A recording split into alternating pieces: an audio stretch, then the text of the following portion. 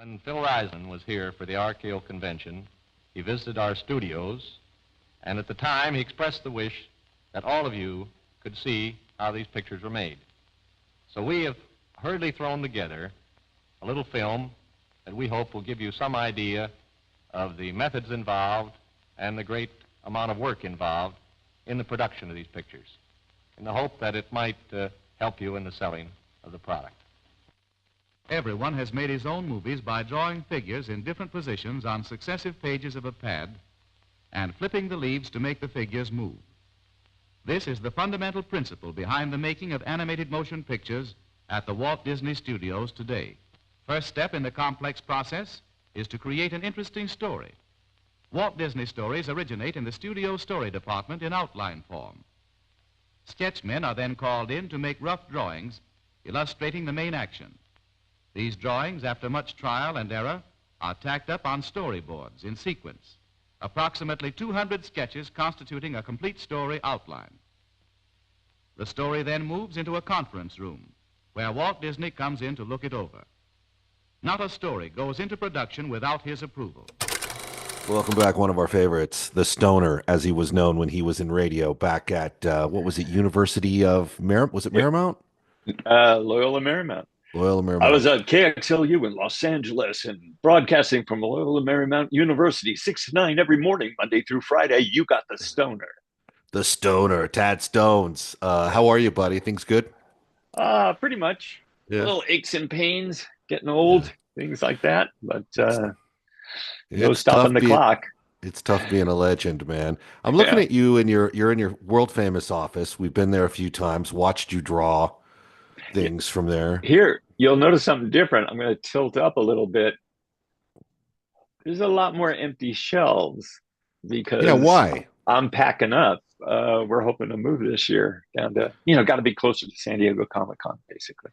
Well, if you're closer to the San Diego Comic-Con, we can live with it. If you move out of California, we might have to roadblock your attempt there because we do love having you close. What is some of the stuff behind you? Like, what do you have on your office shelves for inspiration? I see some statues. What are they? These are maquettes from Darkwing Duck, characters I created, and those were done by one of my character designers, and he had resin statues made of his sculptures. And I think I've got one of the few complete sets of all the ones that he did. So that's Darkwing, Goslin, Honker, and 3 of the major villains. So you definitely, that's that. You definitely deserve a complete set. What about the books? What are the books behind you? Those are the pretty, I was just mentioning before we got online that we're looking to move, so I'm starting to pack up a lot of my office, and those are the pretty books you keep behind them with nice bindings. Those are the books that make you look sophisticated when you have visitors. Yeah, if you count Edgar Allan Poe, Sherlock Holmes, Dracula, good choice. Some Harry Potter books back over there that basically stay there to keep them, because some of those I assume they were first editions, the later ones, because we bought them the night they came out when everybody was lining up at bookstores, and read them once and put them on the shelf. So they should be in pretty good condition. So, what do you think of the book Dracula since it's behind you? It's pretty cool. I mean, you got to get back into the time to do that. I think it's you're so used to the Bela Lugosi and later versions of them. But it's, you have to get into it a bit. Well, I'm asking because I'm just now rereading it again for the first time since I don't know how long. And it is funny to read the book. Well, I've got an audio book. So does that count as reading it or having it told to you? Yeah. It was story time with Ethan, yes. Yes, exactly. So I was but it is funny how different the versions that we grew up with are from it. Except for Coppola's. Coppola seems to follow it fairly closely, if I remember right. Yeah, but and a lot of when they did the original stage play, I guess, which I think Bela Lugosi was in. He was. A lot of that lore that was adapted to the play, I believe, made it into the Universal movie. Do any of your literature influences, did they work their way into Darkwing Duck at all, or? Yes, not the books. Well, Yeah. actually, I take it back. I mean, my general interest in science fiction and fantasy goes back to when I was a kid. And back then it was mostly, the movies being rerun. Basically, movies from the 50s being rerun in the 60s on TV. The Amazing Colossal Man and the what was the original called? Anyway, all the classic black and white, horror movies, monster movies. I would say monster movies were my thing. I wouldn't classify them really as horror. When you have basically the crawling eye, where there's a fog on top of the mountains, and you get the point of view of the monster, which is just literally a giant crawling eye from space. So I had a lot of that sort of stuff, and then of course comics, especially comics out of the Silver Age. DC was famous for just crazy covers. They used to have an artist draw a crazy cover, and then the editor would give that to a writer and say, okay, give me a story that goes with this. And that definitely carried into Darkwing Duck. Is that how they did it back then? They would do like a Val Lewton, like, here's your title, now give me a script. You know what? There was one specific, Julius Schwartz, and I think he was famous for doing it. It wasn't a traditional thing. It wasn't like, oh, this is how things worked. It was just something like, let's try something different, or, right. It's all about sales. What would stand out in the spinner rack? Is that where you thought you'd end up, comics? There was a brief time. I always actually wanted to be in animation, and pretty much, I mean, I loved in the original Disneyland show, with Walt hosting. Yeah. He would every once in a while do it behind the scenes. Now, because the show was called Disneyland, and that was the point of him selling it, a lot of that was behind the scenes of people creating rides, for the park, of this park nobody had been to. But every once in a while, he'd do something in animation, talk to animators, and they'd show their tricks of the trade, which I believe was the name of one of the episodes. And the Plausible Impossible, I think, was another one. I was fascinated by that. And I always also, God, Walter Lantz had a Woody Woodpecker show. He just hosted some cartoons, but in between, he would draw the characters. So I loved all of that. I knew it was a process. It was never a mystery to me where I had to say, oh, there's people who make those cartoons. Yeah. No, I knew that from the start. But all of that up until high school, where I said, well, the only place I want to work is Disney, because the rest of the animation industry was geared toward television, which used limited animation. And Disney was the only place doing, full character animation. And I said, they still have their guys, because literally the guys who started the studio with Walt a bunch of them were still there, which turned out to be true. But while I was in high school, going to college, they realized, hey, the last movie actually made a lot of money.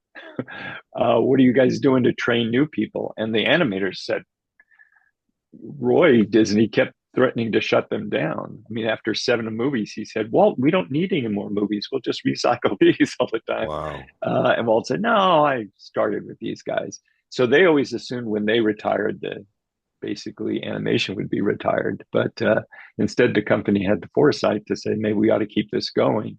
And they started a training program, which was just one of the Walt's, top animators, Eric Larson, who would just work with you, and you'd have 8 weeks to do a couple of personal tests and to see if you could then move into actually not an animator, but at the lowest rung, an in-betweener, and then working the job would teach you more about animation, and doing personal tests would raise you up. So, what is that? Well, before that happened, yes, I thought, well, what about comic books? And I tried writing a couple of things and sent them in, and Marvel actually sent back some notes. And if I was a different personality, whereas you go to college, but you say, no, I want to do this other thing on the side, and kept writing, who knows? There were guys who actually did that, but I was too scatterbrain to do that sort of thing. So what is an in-betweener? What's that entry-level position you mentioned? Well, basically, if you think of animation's like a movie, right. Back when people used film, a strip of film is a bunch of still frames. They look all the same, but if you look closely, you'll say that there's a little bit of movement between each. So an animator basically figures out the scene, does the main poses that will, let's say it's something like throwing a ball. He'll show a pitcher on the mound, with the ball in his mitt up under his chin, and then he draws back his arm and then throws it, and the arm's fully extended and all that. Well, right. He might then put a couple other drawings in between those, and he'd do a little chart saying, that would say, the more drawings in a length of time, the slower the motion. Again, in a frame of film, if you look at a slow motion of a bullet firing, there'd be more bullets close together at the beginning, and then they'd get farther apart every frame because it's traveling faster. The camera can only capture that. Well, the animator would do a little chart with slow ins and slow outs. Basically, when you start to throw a ball, your arm is gaining speed, but it's not at top speed yet. So those drawings are going to be closer together. And the animator would put little marks on a little chart on the piece of paper. And then when he throws the ball, it's farther apart. So then his assistant, sometimes it'd be a breakdown guy, would do a few more drawings and then give it to an in-betweener who basically does all those little drawings that go in between, favoring one drawing or the other. So you pass a series of tests to what, you're in school and somebody puts up a notice saying work for Disney, or how did you make that? No, it was the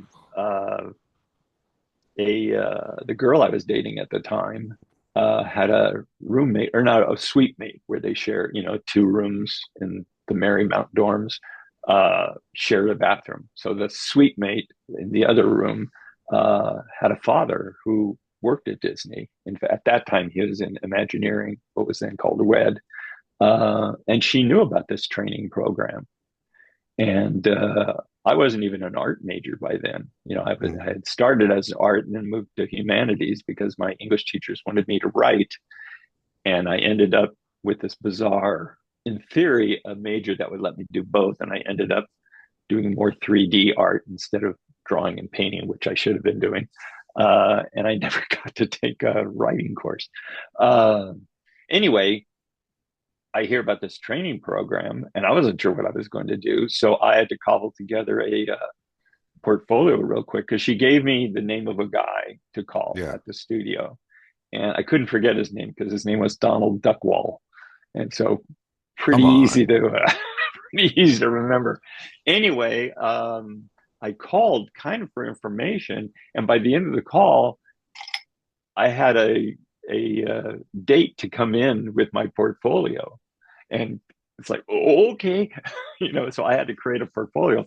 Luckily, I said I had been doing a lot of 3D artwork. I was the teacher's assistant in a ceramics class, and just so happened that my ceramics, teacher that I was assisting, was taking over the art department while the head was on sabbatical. And so he loved it. He could do the goofy yell and demonstrated it. He made sure I could sit in on some life drawing classes and things to suddenly come up with a portfolio. Anyway, and so I took it in. They said, do we need a little more of this kind of drawing? And I kind of did them over the weekend, which actually worked to my advantage because an anime has to draw a lot. So the fact that I didn't put it off, gave me points, and I was accepted. And of course, I married that girlfriend, who's now my wife. Yes, that was my next question. Good choice, what happened by the to way. That girl? Yeah. Okay. Yeah, good I think choice. So, yeah. No, we have a lot of respect for your wife. So you guys, you land this experience, and then talk to me about the first time driving through the Disney gate for a job, like when you are reporting for the very first time ever. It was It was magical. Was it? I was literally born across the street from the studio. I mean, at St. Joe's. So I guess it was always the shadow was cast on me. No, I just couldn't. It was just like eyes open, just like, wow, here are buildings that I saw on those TV shows. And, walking through the halls where they had displays on the first floor. And, there's a little dose of unreality, and then walked around and saw guys who I would later come to know, that was like, who were some of those guys? So, well, some of them were in what was like John Pomeroy, who ended up leaving to help form Don Bluth Productions, but he was there. Andy Gaskell, who is art director on many shows, was a great animator. And my good friend, who I had lunch with not too long ago, Ron Clements, who people would know from directing Little Mermaid and Treasure Planet and Aladdin and Moana. Ron had just been there, I think 5 months, 6 months, when I came. And then Glenn Keane, who's seen as one of the top animators ever, came about 3 months after me. So it was just a couple of rooms with these guys jammed in. And then by the time I actually showed up, like 3 days after I graduated, a lot of those people had been moved out because they had been animating on a Winnie the Pooh featurette, and were moved up to animators and had gone downstairs to be in a different wing. So what do? They walk you in and say, "This is going to be your workspace, Tad." You with like a basically, yeah. Here's your desk. Here's Joe Morris, who's going to give you the paper and pencils and things like that. Anything you need, card. Really? Well, they know what you need. So if you started asking for some bizarre stuff, I guess they'd put a stop to it. But back then, we literally had a punch card. We'd go in and punch it in the little clock thing, like in all the old movies, and that was it. And then you'd continue what you could, at home. So they put you at your station, and then they say, "Okay, Tad, here's what we're working on. Here's what you're gonna do," right? Or how do you? Well, no. In the training program, it was like you have to come up with an animation test. So you sit there and figure out what am I going to draw and move that's going to determine whether I make it here or not.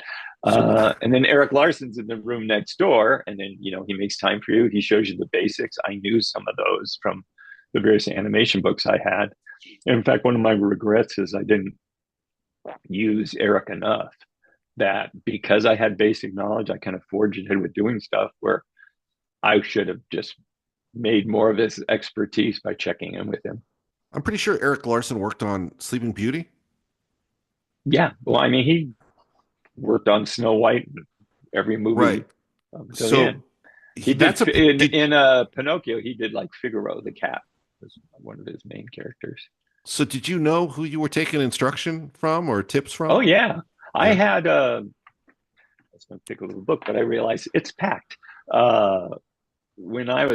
My dad had wanted to be a cartoonist, and he was at USC and was part of the humor paper and Daily Trojan, and except for the Daily Trojan, he had to carve a linoleum block. He couldn't just draw a cartoon.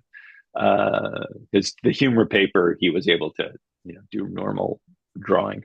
Anyway, when he got out, basically in the Depression, so it was more about feeding your face than feeding your dreams, so to speak. Right. And he never,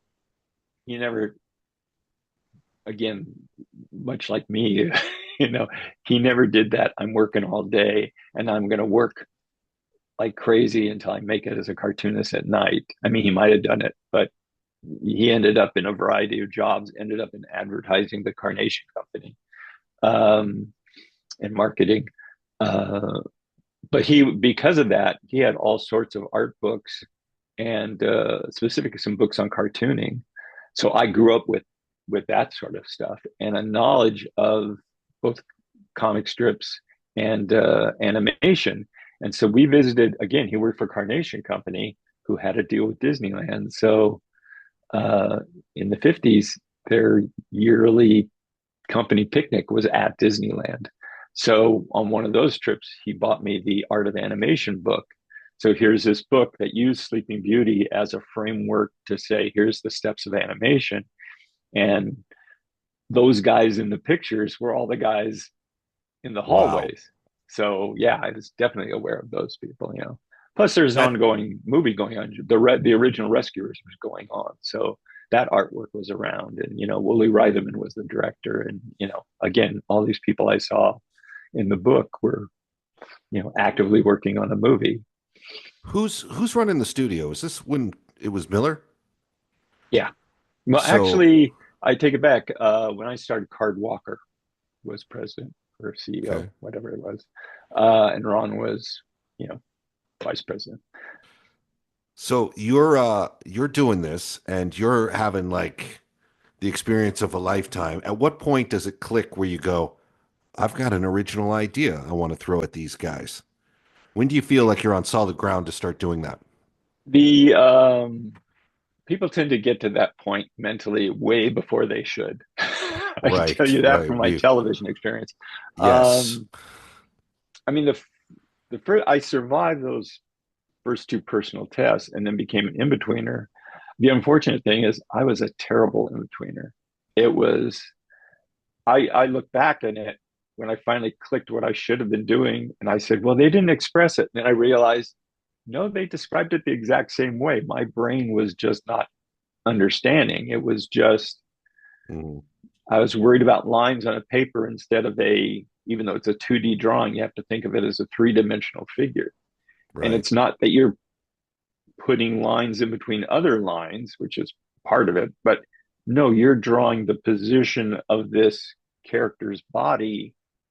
And that's just a different way of drawing. I didn't get that until way later.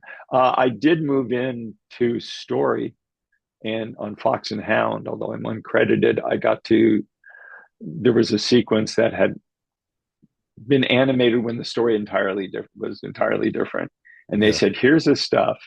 Here's the idea of the sequence. See if you can use this already animated stuff to put a sequence together. And I did that. I worked with other story artists on other sequences of traps being laid out for the animals. But back then, there weren't 8 minutes of credits at the end of a movie. It was literally, I don't know, 8 cards at the beginning of a movie, you know, just very few names, you know, making these. I mean, the department was only 65 people when I got there, turning out those, you know, Robin Hood and Rescuers and all of that. And you would think that all those people could get their names on, but, you know, now the caterer gets a credit. But back then, I know it's ridiculous. Didn't get a credit on any movies in the story. But that's when I moved into story. So it wasn't that I pitched an idea for a project, but I did pitch an idea for a sequence. And in the Rescuers, I looked at it and I said, there's no sequence where the villainess, Madame Medusa, and Penny, the little girl the Rescuers are helping, were never face to face. And I pitched a storyboard where, you know, the directing animators took a look at it and all that. And they said, well, she's too mean. She wouldn't do that. And I kind of picking apart the specifics, but they knew I was interested in story and all that. And that helped me get that chance on Fox and the Hound. But they did realize what I had realized, and they gave it to a different story person. And they found a way in that was visual, that wouldn't just be two people talking at each other. And Milt Kahl, who was one of the top animators ever, came up with the idea that Madame Medusa would be taking off her makeup while she's, you know, dissing this little girl who's wondering, this little orphan girl that she, quote, adopted, that, you know, basically kidnapped, you know, to just because she was small enough to crawl down into this hole to capture this diamond. So it was just, Milt had all sorts of fun of pulling off her eyelashes and putting cream on her face and all of that. And that's something I, you know, didn't occur to me to think in those terms, to what visuals can we add to this. Now, did you like working with the director on that, on the Rescuers? He was pretty legendary. He was one of Walt's guys, right? Witherman? Yeah, he was one of what's called Walt's Nine Old Men, which is a reference to FDR's Supreme Court, how they were called in the media. But no, he wasn't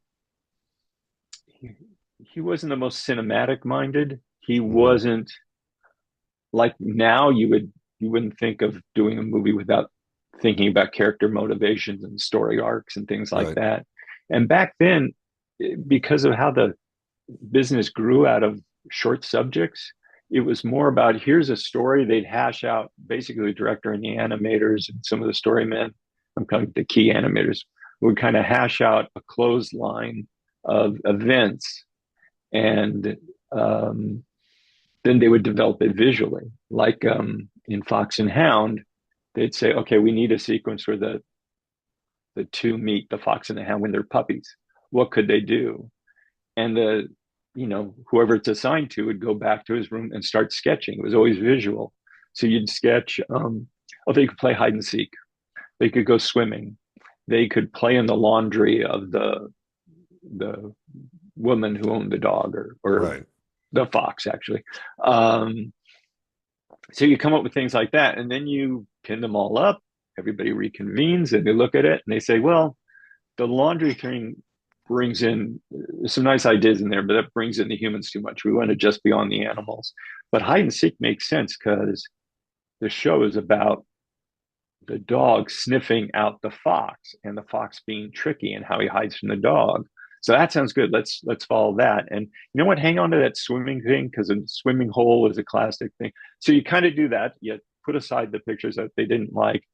You put it, and then you start developing out extra gags and, what are variations of hide and seek? How could the fox get ahead? How could the dog find him and stuff like that? They reconvene and they say, oh, okay, this is good. That's good. Nah, not there. And then you really, at that point, you're starting to put it into an order, saying, okay, now it's a sequence. And then the writer, Larry Clemens at the time, who wrote with Jack Benny, the old radio days,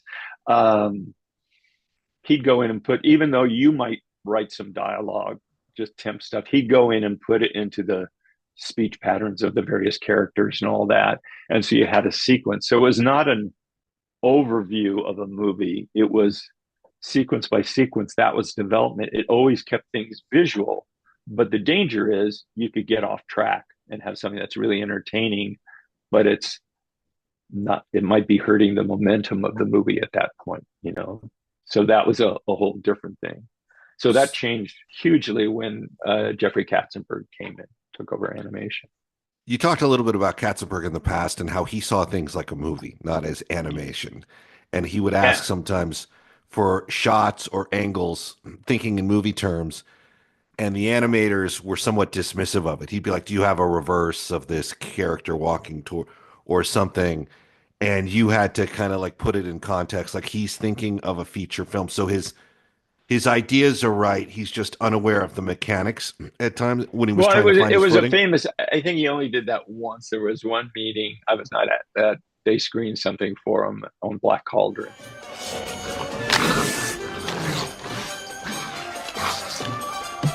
Keep your hands off, you little creeper.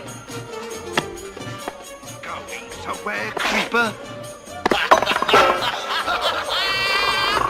Kiss me, love, and I'll die with a smile on my face.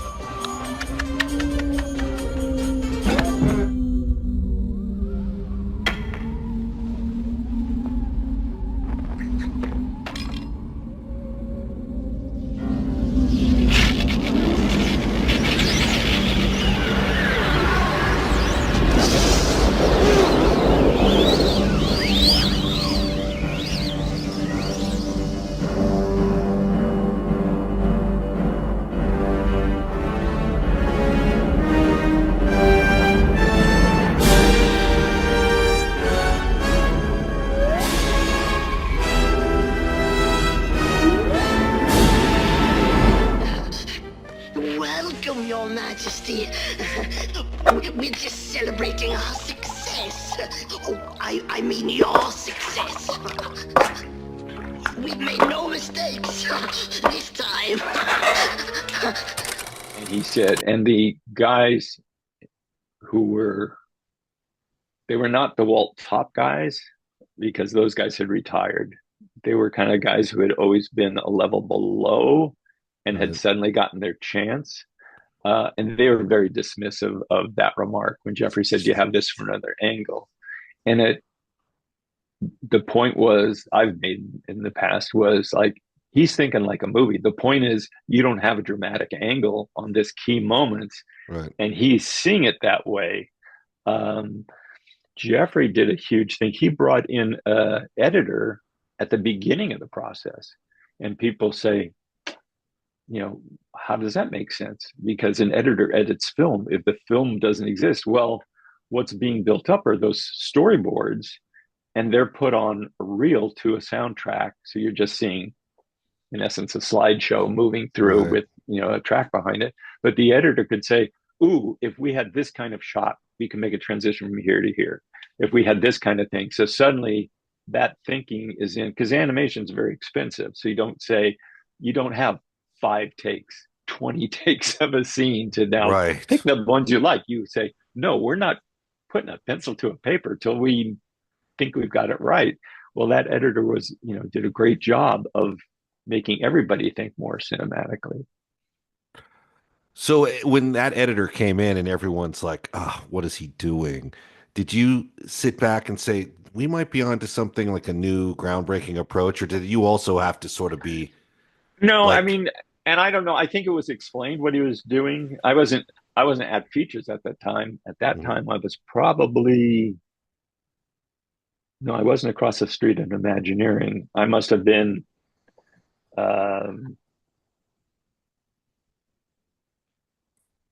Well, actually, I would have been at TV Animation already, because I was about then anyway. In the 9 months after Eisner and Katzberg came in, I moved to TV Animation, which was just starting, and that's when the editing and that changeover in features would be happening. So no, I was not the genius there saying poo-poo on this, because actually a lot of the young guys who had been through Cal Arts, they had more of a appreciation of movies and structure and things like that from their background and their studies there. They brought a lot of that to it, so I'm sure they were quite open to the things. They were definitely not resistant, as far as I could tell. The only thing they didn't like is they got moved out of the animation building into these warehouses over in Glendale across the street from Imagineering. They've all talked about that. Yeah. But I mean, obviously animation became bigger than it had ever been before, and a driving force within the company. And for a while, I think, I'm sure you regretted it, Jeffrey started talking about these top animators are like movie stars. They deserve more money. The difference is, a movie star, you got a picture that's going to last 90 days. These guys are going to be on this movie for 4 years. Right. Maybe you have to, so it does something to cost. But everyone I think the other huge thing that they brought in was the idea of, let's use a script. Let me see a script for that, where somebody does worry about character motivations and story arcs. And a lot with Ron Cummins and John Musker, with Aladdin and all that, and Mermaid, the first. That's how they thought. They did work on a treatment and a script. They did for all their movies. So they got regular script notes like any other writer does. And then sometimes they were paired up with a writer, or a writer was brought in to take over their stuff, which they would then guide, because again, always have to watch out for the visuals, because it's like animation's a visual medium, just like Penny and Madame Medusa needed that visual hook to be entertaining. That's the same in all the films. What was the project where you finally realized like you guys were rocking and rolling? Was it Aladdin or was it Little Mermaid, where you sat back and said like, wow, we're doing it? I would say, again, I was then at TV, but my friends were all doing that movie. Actually, before Little Mermaid, it was Great Mouse Detective.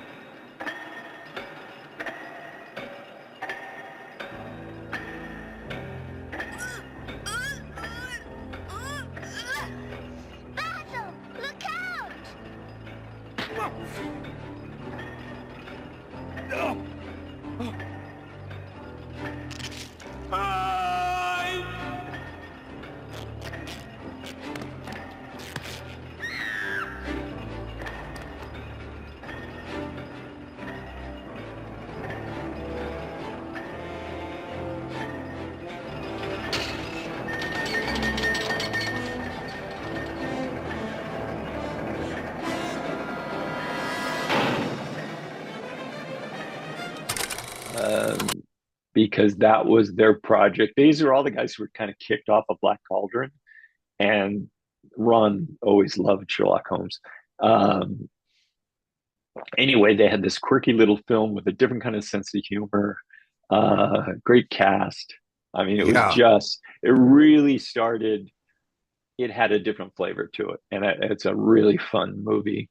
And so that was really the start. And then Little Mermaid is what, because it went out and made all this money. Little Mermaid was so funny. Even Jeffrey at one point said, "Wait, red hair, mermaids are blonde." And it's one of those things where you go, "What do you mean?" If, I don't know. I've never seen that. I've never seen one.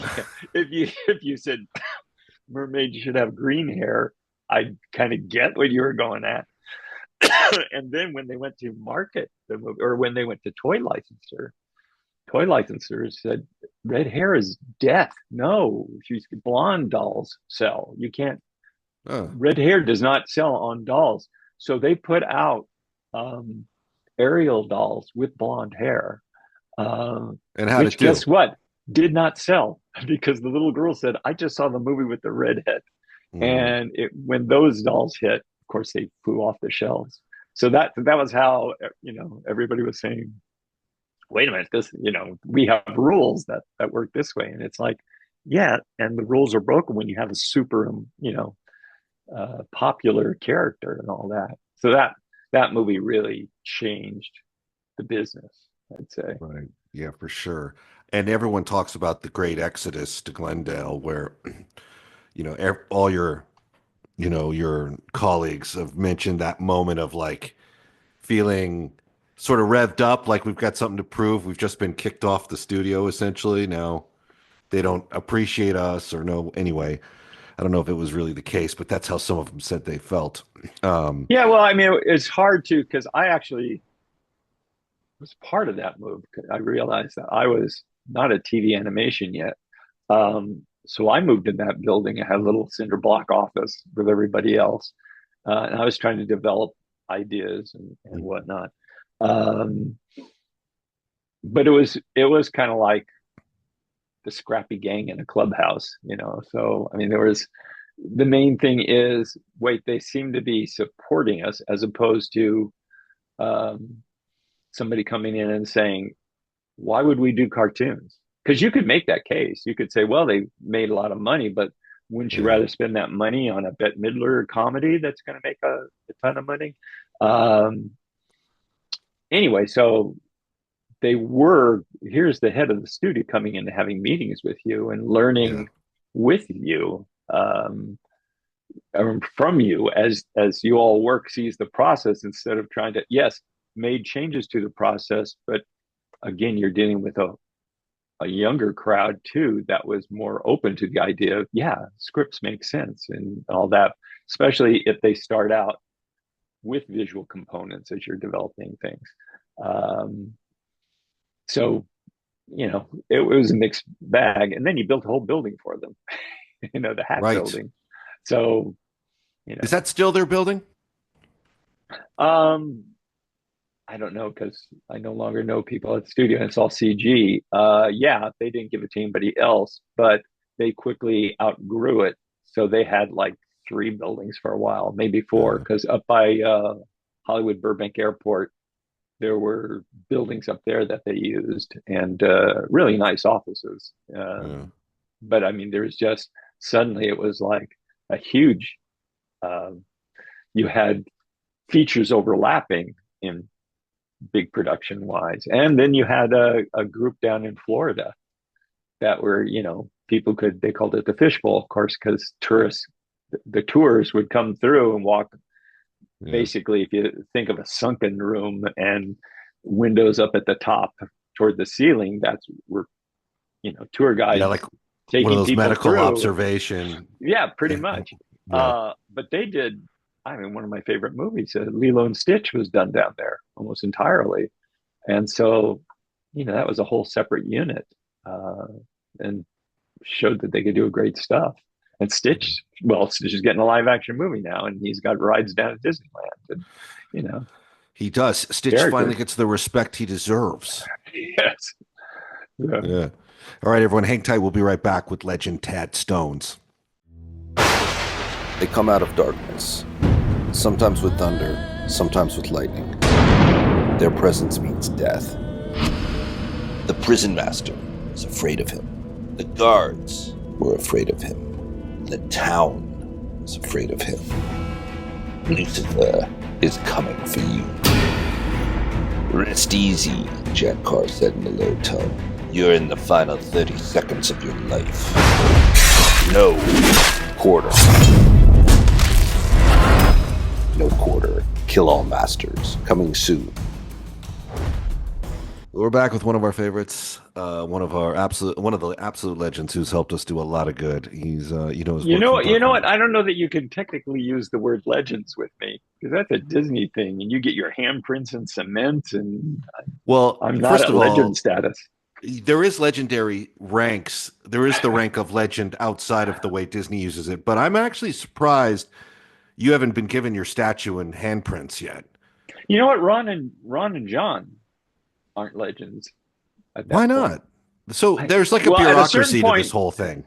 Well, it's in my case, it's funny because I realized, wait a minute, all these retirees are getting free tickets to Disneyland, which is a chunk of change these days. Sure. And I never got that. I looked into it, and in the records, they couldn't find me. They only found my recent work that I have done since I've retired. What? And it's like, it's like, I do get a pension from you guys. I'm almost afraid to push for it, because it's like, what if they go the other way and they go, hey, why are we giving this guy a pension? So I have pictures of my, 15 years, 20 years statues and stuff like that. And in fact, one of my early IDs, it's like, no, I exist. But I looked into it once. They couldn't find this stuff, and they were supposed to get back to me and never did. I didn't chase it down. So did Disney ever correct this and put you on the books where you belong in a way that you should be recognized? I mean, you got grandkids. You would like those Disney tickets, right? Oh, definitely. Geez, they've been to the park. I've not even been in the Star Wars stuff other than Star Tours. No, I haven't followed it up. I definitely should. But as far as why haven't Ron and John got them? As the company basically expanded, and suddenly they own Lucasfilm and 20th Century Fox and ABC and all that. Well, those companies, which are now part of the Disney organization, they have their own legends. And sometimes it's actors, sometimes it's producers and things like that. So that kind of crowded out what used to be a very tight kind of Imagineering animation parks, focus. And I'm not sure for the best. I'm not sure for the best myself. Yeah. I'd be curious actually to see a list of legends to see, but I'd very quickly get to a spot where I've never heard of these people, It's like, oh, I used to watch their show. I was doing a set visit for, I don't know, Blackish or Grownish at the Disney lot. And there's that little plaza where they have them all on the wall, the pillars. And I was looking at a few of them, and some of them I get, right? They're definitely legends who made legendary contributions to the art of animation or Disney's legacy. I do think like ABC or 20th Century Fox should have its own set of legends. But they're like giving it away. Studios, yeah, exactly. And stick with, because Disney was so unique, and every studio has its elements, but Disney was so unique, and those guys were such players, and there's a lot of people like yourself that were key contributors to arts and commerce back in the the last few decades that should be recognized. And I don't get it. I think it's like the Academy, where there's a few people in on it and they like pass a hat essentially with names in it. and pull a few names out? I don't know how the process works. I think some people are told to nominate.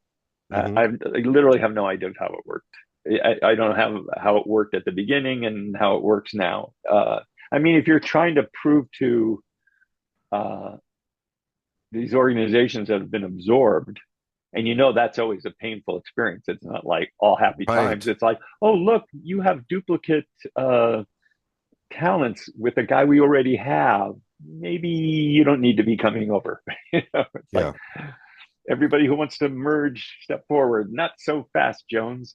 So if you want them to, know that they're part of the organization, it makes sense to say, hey, we're going to honor your key character, your key founder or whatever. I don't know that they've done that, but I mean, they've got famous news reporters, I believe, or legends. And it's like, that makes sense. I mean, and they are probably legends in their field, but not necessarily legends under the same umbrella that the Disney legends are. Disney. But again, they're like, what's her name? Erica. What's from One Life to Live? She's certainly a soap up daytime television legend. Yeah. I mean, it's I understand that, and a lot of it is publicity too. Yeah. And unfortunately, but it does if you just kept it to that quote Disney group. I mean, this gets into something I always say about people who don't think Star Wars should be at Disneyland. They say, well, it's not Walt's. It wasn't like that. And it's like, Walt said the park always celebrated the imagination. And it's like, plus imagine a crowd of kids, 8 to 14 or 5 to 14, charging toward this new land. And you're going to say, wait, you're not allowed here. This is the wrong kind of fun. So we're going to close these gates. It makes no sense. It's like, no, it's imagination, it's storytelling, it's all that stuff that, Walt built the company on. So what's interesting about what part of the happiest place? Hey, look, I'm for anything that people show enthusiasm for. I'm glad it's there, but I have talked to a few Disney legends over the years, and they're not all enthusiastic about the direction the company has gone recently. In fact, he is a legend, and his father was a legend. And when his father retired, like the company contacted him and like revoked his silver retirement pass. Like something he probably wouldn't use, but something you would, I think, from a publicity side, from a publicity aspect, you would hope he would use. Like, it'd be nice to see one of the all-time great legends walking down Main Street. That makes for a better experience. Let him come down. What's he going to do? Yeah. It's, and I bet you I could guess who that is. But I bet you could. Yes, I mean, I have named them, but I sometimes when they're not in the room, I don't like to, I like them to be here to tell their side of it. But it's interesting that they really all went to Disney with a sense of enthusiasm, and Walt Disney, which some of them did work for, was everything, the mystique claimed him to be. And then the later years were also good. And then at some point, the company just kind of felt like it had like a real imperialistic agenda, and artists and art was not as appreciated. And so they, some of those guys, some of those legends are kind of pissed off, honestly, to put it in street terms. I mean, that's going to happen once your company gets so big. But I go back to, and this was when we were in that little cinder block building, they made the decision they were going to release Pinocchio on videotape. And I remember one of the animators just saying, that's bad, it cheapens it, it should be seen in a movie theater and all that. And I said, wait a minute, do you own a copy of Pinocchio on videotape? He said, oh yeah, I've got a bootleg thing that I got. It's really good quality and all that. So it's okay for you to have it on tape, but the people who actually love animation and want to see that story, they don't get one. It's one of those things where you have these arbitrary barriers, and when it comes to entertainment and the masses, it is called mass entertainment. That's right. Look, I can see making the move to video cassette, DVD, or whatever. Where I get upset. Well, now it seems so common. Yeah, I mean, it's just like everybody's hoping. Can there be a new quartz crystal media that we could just put everything we have on that and sell it? Like every time I have to buy a new player or a new format, it's like I feel like the mafia has taken some of my allowance money. But also, it's like when they start getting into hey, Pinocchio 4, The Legend of Monstro. That's what it's kind Yeah. of like, all right, maybe not. If there's something there that's genuinely fun, I get it. I But thought sometimes, of the live action well, it wasn't a remake. I thought one of the best that I enjoyed was one of the early ones was Maleficent, because and some people said, "Oh, she was how can you make an evil person a hero?" And it's like it's a story. It took the concept of, okay, we all know the story. What if the villain had her own point of view and wasn't so villainous? And it's like we've seen all sorts of different types of politicians. What if the king wasn't this pure, simple, straight line guy?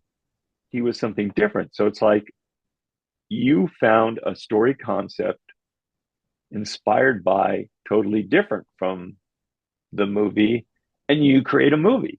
And it's like I thought it was really good. The sequel, not so much. But it was like that is great. Go back and I know there was Sid Field did a book on adventures in screenplays or something like whatever screenplay writing, um, and he was quoting another guy, but they were saying if you have a rose bush and you want another rose bush, you don't hack it off and stick it in the ground because it just withers and dies. You take the pollen and the seeds or whatever, you get a little seedling, and that's what you go. So right. it comes from that other thing, but it's not trying to duplicate the other thing. And that's how I feel about all that stuff. It's like if you've got a neat concept, and sometimes it can just be, oh, we're going to do a different medium of, we're going to take this story and do it in CG because audience want to see it. And it's like, okay, but what entertainment are you going to add to it? Oh, are you going to add new songs? Are you going to add songs to something that didn't have songs before? That's a reasonable piece of entertainment. When they do the shot by shot remakes, I don't know what they're doing. I mean, they make a lot of money. That's why they're doing, but Exactly. So it allows for some of you guys to explore some of the more, independently minded projects, I guess. But do you have some things that you like now that are like some of your favorites that you like that you're impressed with that you've seen? What do you mean, of the animated films or Yeah. Have you seen movies in Flow? general? I have not. I've got it. I mean, it's right there. I've just seen little bits of it, and I say, "Oh, we've got to sit down and watch that." I would right love now, to. I would love to know what you think about Flow. I loved it. I loved it. Well, I also love the loved pieces that I've seen and all that. yeah, and I loved how it was made by like basically a kid with a laptop on Blender. Yeah, Really, my daughter puts it on. Makes the animation industry a little nervous. I bet it does. I bet it does. I suppose the AI there, when you get movies that are all AI, that's pretty scary. It is. It can be. I remember my daughter puts it on, and I'm like, "All right, what is this?" But it was one of those movies where I kept watching. I didn't want to leave the room. Mm-hmm. I was like, I'm going to see where this goes, where this story goes. And so that is, the spirit of creativity. But what else you got on your side of the fence? What can you recommend? We'll trade recommendations. That's mine, Flow. I don't know. I got to say, I have not been watching any of that stuff because I'm in a process of, I can watch. If it's good enough, I can stop doing all this stuff I'm supposed to be packing and doing whatnot to see. I just saw what's it called? The Residence, which is, I believe, on Netflix, which is just an 8-part mystery of someone who's murdered in the White House. And it's very lighthearted, quirky characters playing with different points of view with a Sherlock Holmes type character in the center who's a bird watcher, and she's wonderfully quirky. And that one I just ended up watching. Okay, I gotta make time to watch that sort of thing. So that gets a high recommendation for me. Good. That's the only thing recently that's come to mind, just because it literally took me away from what I should have been doing. What about from the Disney vault? Like if someone is not too well versed on all the things that Disney produced during your time there and after, what would you say? Hey, look at this. Oh, just before I came, I would say, man, if you haven't seen the original 101 Dalmatians, that's just one of the tightest, sharpest best art directed movies that they did. Walt, not a fan, evidently, of the look and all that, because that was a Xerox film, which saved the industry, by the way, saved Disney animation, because hand inking everything was just cost prohibitive. And then, so the idea that you could have this process that copied the animator's art, and then you just had the ink and paint department just have to do the painting, not doing the tedious line work and all that. But its look was very contemporary of the time, where you realize, well, Walt came from and instigated Snow White, Pinocchio, classically painted backgrounds and chasing after reality. But that's just a great picture. Since I've been there, again, Great Mouse Detective, which we still refer to as Basil of Baker Street, was just a fun little film. And then, after that, it's all the ones everybody loves. No one has to rediscover Little Mermaid. You can't get away from her. Or Aladdin. Right. Aladdin, is an amazing film. And obviously I did a series and a couple of mini movies after that. Did you see any of the cast of The Great Mouse Detective recording any of it? No. I would have loved to have watched them do it. I know John Musker made Vincent Price angry. Why? Over what? It was just, looking back on it, John cringes, but it was just something he wanted one line done in a certain way. And working in TV animation, one of the, I was at most of the recording sessions on my shows.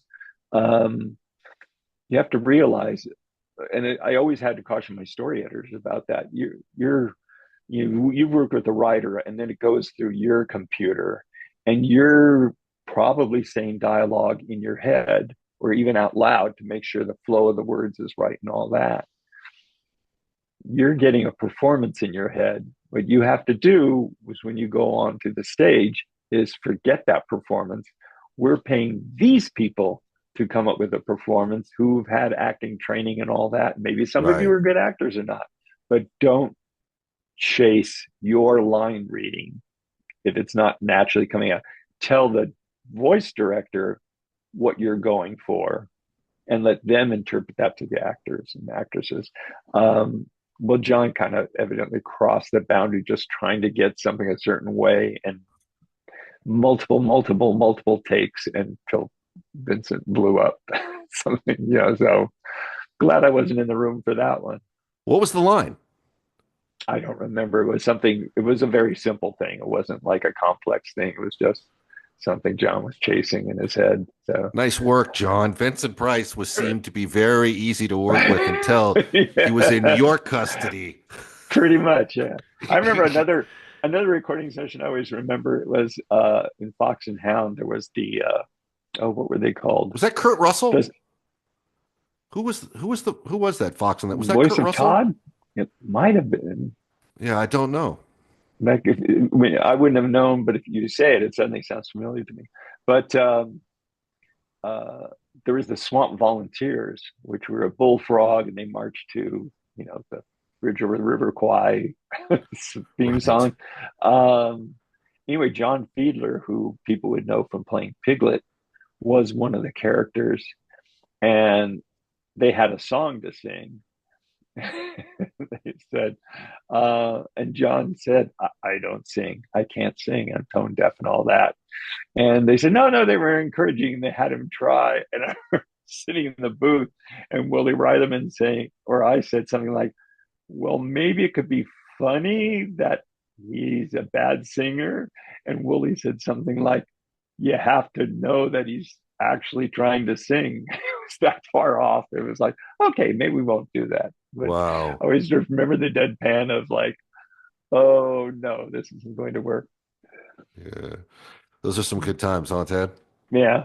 I really wish, again, I was raising a family at the time. I spent 9 months in a tiny room with Ward Kimball. And it's like, God, I wish I kept a journal of some sort. But I had like a 2-year-old or 3-year-old back home that I wanted to get home to. I was going to say, oh, let's hold off on the frivolity. I need to make notes of my day for future generations. But I mean, again, just as we talk, I realized I hadn't thought of that moment. It was like, yeah, how cool that I got to be in the recording booth for the feature on that. Right. Yeah, Kirk Hansen has some good Ward Kimball stories. But I think he thinks something similar where he's like, I wish I would have written it down. I mean, I've heard a lot of people, we all should have written notes at key points in our careers. I've done this. I confess to this online recently, but I've always had various versions of imposter syndrome about my own work when I look at it, and also whether anybody would want to talk to me, or I don't want to take up their time. So like I already mentioned, I should have used Eric Larson more. But the other thing is, like, I went to Imagineering, and this is after being at the studio where I pretty much had lunch with the same four guys every day, and we'd walk around the back lot on top of sound stages and throwing super balls off of the catwalks. And I moved over to WED, which is not that far from the studio. And I was such this mindset of, oh, my lunch is 1 hour and all that. And it's like, what an idiot. I should have taken 1 day a week to go back to the studio and have lunch with my pals, keep in touch with what's going on there. And all through my career, I've kind of done that and lose track of it. And definitely Ward, I could have every once in a while, because he continued working there. I was moved to the Imagination Pavilion working with Tony Baxter. Well, Ward was still around. I should have stopped in, and usually his lunches, he'd just take a nap. But just check in. I mean, I saw him years later. He had a event where a lot of the people from TV animation got to go to his house and ride his train. But it's just like not keeping up that connection was something that, I regret. And now I'm talking about moving to the other end of the state. So it's like, I got to have lunch with the people that are up here, while I can. You know what, though, buddy? San Diego's not another country. It's like 3 hours. That's to a 72-year-old, 73-year-old. For you, but we can get to you. We can get to you. I do want to put a dinner on the books with you when you have time. We haven't seen you in a couple of months. Oh, yeah, definitely. So it'd be nice to, even if we come out your way to your glamorous part of town, we should do something. But I want to thank you for carving out some time to talk to me today. It's always great to go down memory lane with Tad Stones. You're one of our favorites, buddy. All right. What can you recommend in closing? I'm going to give you the last word. I don't know. Live a good life. That's good. Don't let the world get to you, because that's really hard these days. And maybe take up some deep breathing and meditation. I don't know. Yeah, for sure. Well, from the creator of Darkwing Duck, one of our favorites, Disney should be legend, Tad Stones. Hey, it's Yuri Lowenthal. You may know me as Ben Tennyson or Saskia Uchiha or even Spider-Man. But today I'm here to talk to you about neuromyelitis optica and its spectrum disorders. That's NMOSD. NMOSD strikes a lot of young people. It's terrible. It can cause paralysis, blindness, and death. But we are close to a cure, and hopefully with it a cure for cancer. So please support the Guthrie Jackson Foundation, because remember, when you help someone, you help everyone.